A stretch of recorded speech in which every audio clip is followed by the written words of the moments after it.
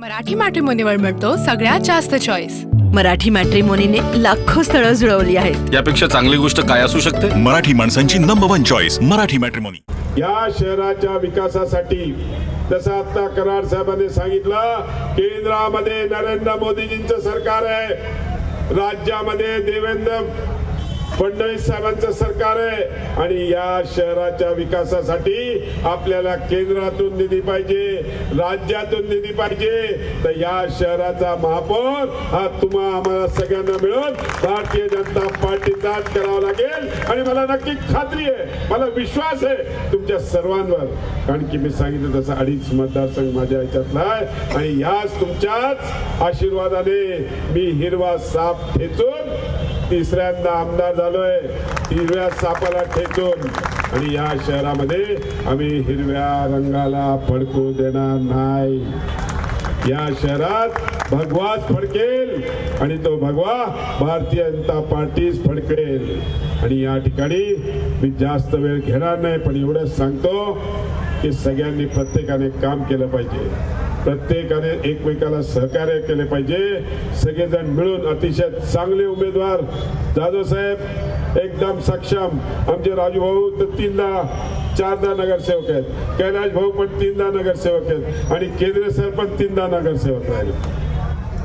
म्हणजे साळुंकेताई एकट्या नव्हे आहेत, पण काळजी नका करू, पुढे 4 वेळेस तुम्ही नगरसेवक या प्रभागामध्ये 4 वेळेस नगरसेवक व्हायचा पायंडा आहे, त्याच्यामुळे काळजी करायची गरज नाही। या शहरासाठी आज आपण बघितलं असेल, माननीय देवेंद्रजींनी रस्त्यासाठी 650 कोटी रुपये दिले, या कचऱ्याच्या प्रकरणासाठी 150 कोटी रुपये दिले, अंडरग्राउंड ड्रेनेज साठी 450 कोटी रुपये दिले आणि पाण्याच्या योजनेसाठी 19 मध्ये मी मंत्री झाल्यावर पहिलं काम काय केलं असेल तर देवेंद्रजींना विनंती केली होती, 1680 कोटी रुपयाची योजना या शहरासाठी पाण्याची मंजूर केली। त्यानंतर 2.5 वर्ष जरा राजूभाऊ सरकार गडबडीचं होतं, उभाट्याचं सरकार होतं, त्यांनी त्या योजनेला पाणीच नाही दिला, 2.5 वर्ष काम बंद पडलं, कामच नाही झालं, किंमत वाढली आणि नंतर पुन्हा सरकार आलं आणि देवेंद्रजींनी पहिल्याच कॅबिनेट मध्ये त्या योजनेसाठी पैशाची व्यवस्था केली आणि ती योजना पुन्हा सुरू झाली आणि आज 95% ती योजना कंप्लीट झाली आहे। कालचा जर तुम्ही परवाचा दिव्या मराठी वाचला असेल तर त्यात सगळं स्टेप बाय स्टेप सगळं आलेलं आहे की किती काम झालंय, कुठपर्यंत झालंय, काय झालंय।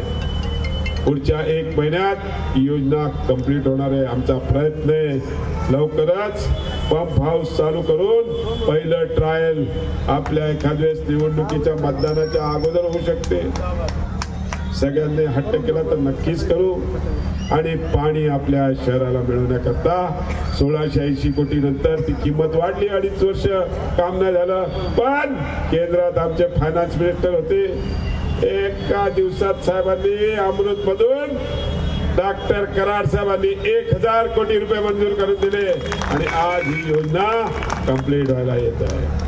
केंद्र सर या शहराचे युवक नोकरीसाठी मुंबई, बँगलोर, दिल्ली, पुणे जात होते, अनेकांचे तुमच्या घरातली पण अनेक मुलं शिकायला किंवा नोकरीसाठी, पण माननीय देवेंद्रजींनी ज्यावेळेस दाओसला गेले, जपानला गेले, आपल्या या शहरासाठी 52,000 कोटीचे उद्योग आणले आणि हे उद्योग आज आपल्या शहराच्या युवकांना, पुढच्या पिढीला इकडे नोकऱ्या करायला मिळणार आहे, स्वतःचा स्वयंरोजगार उद्योग मिळणार आहे। अशा सगळ्या या गोष्टी आपण या शहर आणि हे शहर विकसित होणार आहे आणि जेव्हा हे विकसित होणारं शहर आहे, या शहराची धुरा ही भारतीय जनता पार्टीच्या हातात असली पाहिजे, तरच या शहराचा विकास चांगला होईल। नाहीतर पुन्हा एकदा 10 वर्ष समांतर सारखी योजना, राजूभाऊ आमचे मित्र आहेत ते, आज त्यांनी माझ्या विरुद्ध लिहिले काही, पण त्यांना मी सांगू इच्छितो, तुम्ही 10 वर्ष काय केलं, मी तरी 19 मध्ये सुरुवात केली, 5व्या वर्षी 6व्या वर्षी योजना सुरू करतोय, त्यातले 2.5 वर्ष काढले तर 3च वर्षात ही पाण्याची योजना जी मी सुरू केली होती ते करतोय। तुम्ही 10 वर्ष नुसतं समांतर 3 वेळेस निवडून गेले। त्याच्यावर माझा प्रश्न आहे, त्या 25 वर्ष खासदार होता, आमदार होता, तुम्ही जे नाही केलं आम्ही केलं, आम्ही करून दाखवलं. या शहरात उद्योग आणले, या शहराचा पाण्याचा प्रश्न मार्गी लावला, कचऱ्याचा प्रश्न मार्गी लावला, रस्त्याचा प्रश्न मार्गी लावला. आणि आमचं भारतीय जनता पार्टीचं सरकार हे जो शब्द देतो तो पाळतो. आम्ही या ठिकाणी आपल्याला एवढंच सांगू इच्छितो की येणाऱ्या महापालिकेमध्ये आपण सर्वांनी आपले जेवढे नातेवाईक आहेत, मित्रपरिवार आहेत, सगळ्यांना कामाला लावा. सगळ्यांना सांगा या शहराच्या विकासासाठी हे शहर एक विकसित शहर दिसलं पाहिजे. उद्या लोकांनी पुण्याचं, नागपूरचं नाव घेतात, तसंच आपलं संभाजीनगरचं नाव घेतलं पाहिजे. त्या संभाजीनगरला एक विकसित शहर म्हणून ओळखलं झालं पाहिजे. यासाठी तुम्ही सगळ्यांनी प्रयत्न करून आपले चारही उमेदवार मान्य राजू वैद्यकीय असतील, गायकवाडताई असतील, साळुंकेताई असतील, आमचे प्राध्यापक केंद्र सर असतील, या सगळ्यांना भरघोस मतांनी विजयी करावा हीच आपल्याला विनंती करतो आणि थांबतो. धन्यवाद.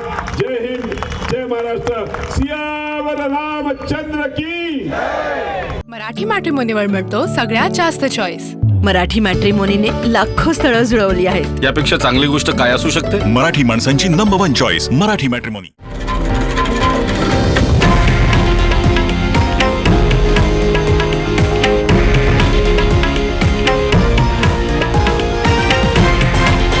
हे आहे देशातील नंबर 1 न्यूज नेटवर्क आणि आपण पाहत आहात TV9 मराठी, एकमेव.